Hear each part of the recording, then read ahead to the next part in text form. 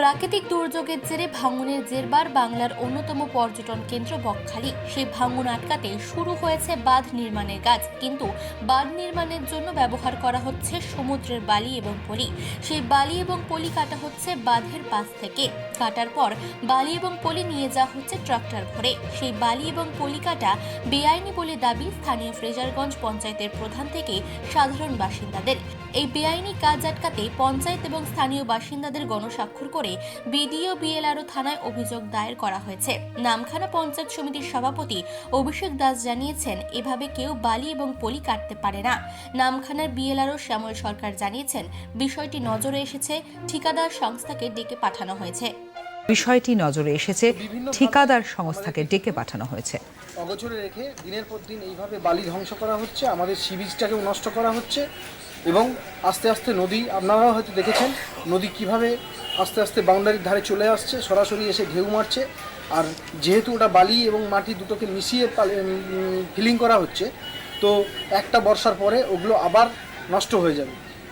সেই জন্যই আমাদের প্রতিবাদটা ছিল যে বালি না তুলে মাটি দিয়েই কাজটা হোক, কিন্তু আমাদের কোনো রকম প্রতিবাদ বা কোনো কিছুই শোনা হয়নি। তো বালি তোলা হচ্ছে, আমরা বিভিন্ন ডিপার্টমেন্টে চিঠি করেছি বা জানিয়েছি অনেক জায়গায়, কিন্তু তার কোনো সদুত্তর পাইনি এখনো পর্যন্ত।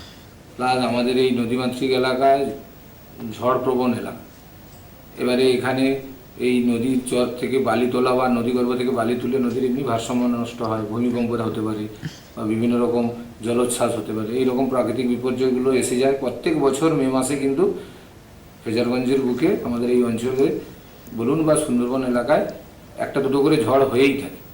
তা সেই সময় এই গরিব মানুষরাই তো এলাকার এই নদী কূলবর্তী এলাকার মানুষরা যারা বসবাস করে তারাই বেশি ক্ষতিগ্রস্ত হয়।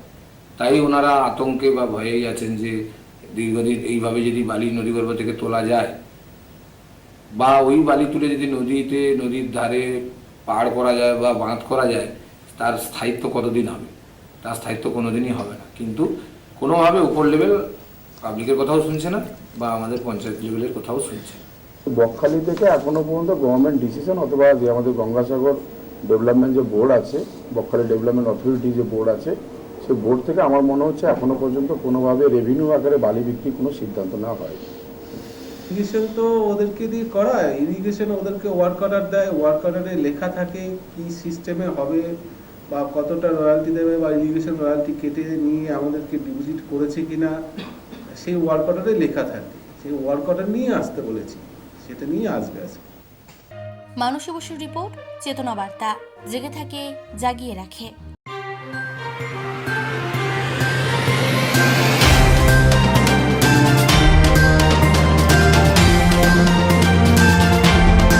চেতনা বার্তা, জেগে থাকে, জাগিয়ে রাখে।